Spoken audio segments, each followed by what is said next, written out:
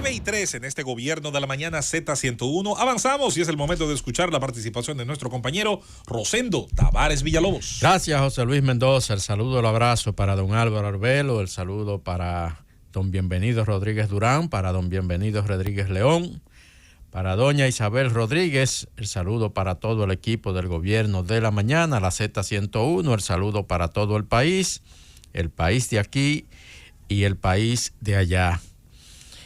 Todavía hay en este país sectores, ya estamos en docencia presencial, avanzamos con dificultades como siempre las tenemos en el sistema educativo nacional, pero dentro de las posibilidades. Pero hay sectores que todavía insisten en criticar las decisiones que se tomaron en el país en materia de educación en medio de la pandemia. La docencia a distancia, por radio, por televisión, por internet, para salvar el año escolar. Hoy todavía veo yo editoriales de medios que critican esas decisiones que se tomaron, tanto por el gobierno del presidente Luis Abinader, pero sobre todo por el Ministerio de Educación que dirige el doctor Roberto Furcar. Aquí en el país se encuentra presente, no sé si ya se marchó, pero vino a participar de un evento, un congreso en donde se discutía la educación hacia el futuro, luego de la pandemia. El profesor español Mariano Jabonero, que no es jabonero porque fabrica jabón, sino porque ese es su apellido.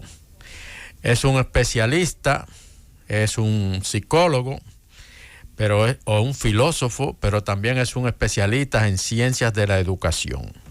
Y es el secretario general de la Organización de Estados Iberoamericanos, la OEI. ¿Qué dice él con respecto a las decisiones que se tomaron en muchos países, pero también en la República Dominicana, sobre los sistemas que se implementaron para salvar el año escolar? Él dice que eso contribuyó a salvar una catástrofe en el sistema escolar y a salvar que millones de estudiantes no abandonaran las aulas. Y toma como parámetro una información de la Comisión Económica para América Latina que dice la CEPAL que más de 3 millones de estudiantes abandonaron las aulas en medio de la pandemia por todas las consecuencias que eso generó, pero que si no se hubiesen implementado esos sistemas de educación como el que se puso en vigencia en la República Dominicana, hubiera sido realmente una catástrofe lo que hubiese pasado, sobre todo en América Latina. Sobre el caso de la República Dominicana, él dice que fue el primer país que puso en ejecución un sistema de docencia a través de la radio, de la televisión, de la internet, y que eso fue un rotundo éxito. Así mismo lo define. Según su criterio, la República Dominicana fue uno de los primeros países que buscó una solución para dar continuidad con la docencia, que fue frenada rotundamente por la pandemia. Dice que, por ejemplo, el gobierno dominicano puso rápidamente en marcha las clases por radio y televisión para que todos por igual tuvieran acceso a un sistema educativo virtual y presencial, y destacó el arrojo de las autoridades dominicanas en ese sentido. La verdad que lo que él dice es la realidad. O sea, aquí no había otra alternativa como no lo había en los demás países. Usted o cerraba permanentemente todas las escuelas o asumía un sistema como el que se puso en vigencia aquí en el país con respecto al tema de la educación. Yo creo que cuando aparecen opiniones como esa, y lo digo porque todavía hoy veía yo editoriales de medios que de alguna manera han estado apoyando lo que fueron las posiciones de sectores interesados en el país, que de alguna manera se sintieron afectados porque probablemente quisieron hacer algunos negocios con el Ministerio de Educación que no se le dieron, y entonces desarrollaron una política de ataque al ministerio y al sistema educativo que se puso en vigencia. Yo creo que esta opinión de este especialista español de alguna manera ilustra un poco mejor sobre si realmente era necesario o no implementar lo que se puso en funcionamiento, sobre todo en la República Dominicana. Aunque hay que decir, Rosendo, hay que decir, y sin duda el señor Jabonero, en su condición de experto, debe tener mucho más información que nosotros. Primero, que no todos los países donde la pandemia atacó tuvieron cierres completos ni permanentes. No todos. Otro elemento también importante señalar es que también la propia educación a distancia, hay que decir que también permitió otros negocios. Es decir, posiblemente había intereses tanto de un lado como otro, si a términos de beneficios potenciales pudiera irse. Otro elemento importante es recordar que quienes pagan la educación privada, por ejemplo, los padres que la pagaban, no le bajaron la factura con sus hijos en el hogar. Es decir, igual había un costo al que había que hacerle frente. Pero estoy contigo en que no había un manual para decir que se hizo lo incorrecto. Yo creo que se hizo un gran esfuerzo, y eso es loable, por el sistema educativo público, para tratar de mantener con sus bemoles, con las limitaciones existentes, para tratar de mantener el pan de la enseñanza. Lo que muchos criticamos luego fuera que quizás el calendario de retorno pues fuera un tanto accidentado y no se lograra el consenso adecuado. Es que hubo sectores que querían que se retornara, porque a ellos les resultaba difícil tener a sus hijos en la casa, porque probablemente les dificultaba para su trabajo, o habían sectores que le vendían muchas cosas a los colegios y a las escuelas, y entonces eso no se estaba vendiendo. Pasaron muchas cosas. Evidentemente no fue un sistema perfecto, pero yo creo que no fue una locura ponerlo en vigencia, y ya estos especialistas en el tema lo están ratificando de esa manera. Miren, el tema de Ucrania. Ayer se acordó entre las comisiones que dialogan, que yo no sé realmente para qué que están dialogando, porque las posiciones son demasiado radicales, pero por lo menos ayer, dentro del medio de esas conversaciones, se acordó un alto al fuego temporal.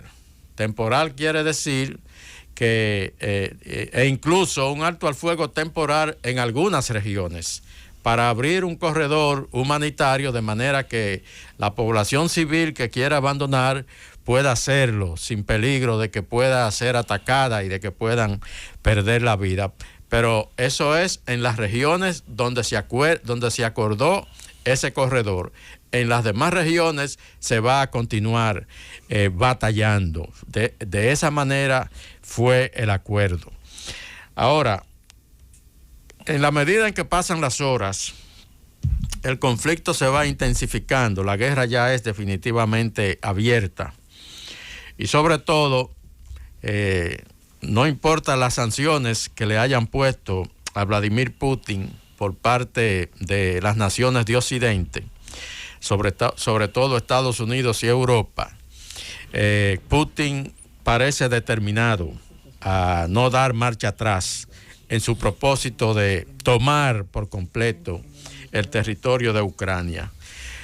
Esto lo podemos decir a partir de lo que reveló anoche el presidente francés Emmanuel Macron, que continúa en un contacto permanente con Vladimir Putin. Ayer hablaron por cerca de hora y media. Macron aconsejó a Putin que desistiera y que retirara las tropas de Ucrania. Él le dijo específicamente: estás cometiendo un error grave, tu actuación no es conforme con la realidad, ni se podía justificar, ni puede justificar la violencia y el precio que va a pagar tu país, que acabará aislado, debilitado y bajo sanciones durante un largo periodo de tiempo. A eso, Vladimir Putin, según lo que dice Macron, le respondió que él va a continuar y que incluso va a intensificar la guerra y si es necesario se va a apoderar de todo el territorio de Ucrania, y que eso solamente podrá evitarse si Ucrania acepta la desmilitarización y el estatus de neutralidad en cuanto a lo que tiene que ver que no se sume a la OTAN, y que su territorio, el territorio de Ucrania, nunca suponga una amenaza para Rusia. Esos fueron los planteamientos que le hizo Putin a Macron anoche. Y le agregó: la guerra se va a intensificar, estamos dispuestos a llegar hasta donde sea, y si Ucrania, y mientras más tiempo permanezca Ucrania sin aceptar nuestras condiciones, peor será la situación. Vamos a atacar con más ímpetu en la medida en que ellos dilaten aceptar nuestras condiciones, aceptar que no van a formar parte de la OTAN, aceptar que sus fuerzas militares prácticamente van a quedar anuladas, aceptar que no va a suponer ese país una amenaza para Rusia. Si no aceptan eso, mientras más lo dilaten, peor les irá. Eso fue lo que le dijo Putin a Macron ayer. Y luego anoche se desencadenó un ataque sobre una planta nuclear. Ya temprano hablábamos esta mañana de ese dato. La planta nuclear de Zaporizhia, en el sur de Ucrania, la más grande de Europa, una de las más grandes, dicen que está entre las 10 más grandes del mundo, y hubo un bombardeo hacia esa planta que provocó un incendio que generó pánico a nivel mundial. Decían las autoridades ucranianas anoche, las autoridades que tienen que ver con el tema nuclear en Ucrania, que si la planta explotaba, generaría una situación 10 veces peor que lo de la explosión de la planta de Chernobyl. Lógicamente, esto provocó una reunión urgente de la OTAN. La OTAN se reunió anoche urgentemente. Esta mañana la reunión se convocó anoche, pero ya se llevó a cabo esta mañana. Lo que pasa es que hay una diferencia de horario, y lo que es esta mañana para nosotros ocurrió hace ya varias horas allá en Bruselas, en Bélgica, donde está la sede de la OTAN, y hubo una condena por parte de ese organismo que considera una irresponsabilidad de Vladimir Putin el ataque a la planta, aunque la información que se sirve desde Rusia, desde Moscú, es de que el incendio y lo que pasó en esa planta fue realmente provocado, dicen ellos, que por ultranacionalistas ucranianos. La verdad es que ahí hay mucha información, uno simplemente observa lo que dice uno, lo que dice el otro, pero en definitiva la situación en Ucrania tiende a complicarse, y conforme a lo que relató Macron, que le dijo Putin, todo indica que a la OTAN y a las fuerzas aliadas en algún momento le tocará la oportunidad de tomar una decisión con respecto a esto. Hasta este momento ellos dicen que si le tocan parte de su territorio, del territorio de los países de la OTAN, estarían preparados para defender cada pulgada de esos territorios. O sea, todavía, pese a lo que está pasando, no hay una intención de intervenir directamente en Ucrania, pero de acuerdo a cómo Putin lleva la fiesta, es probable que en algún momento tengan que bailar en ese merengue.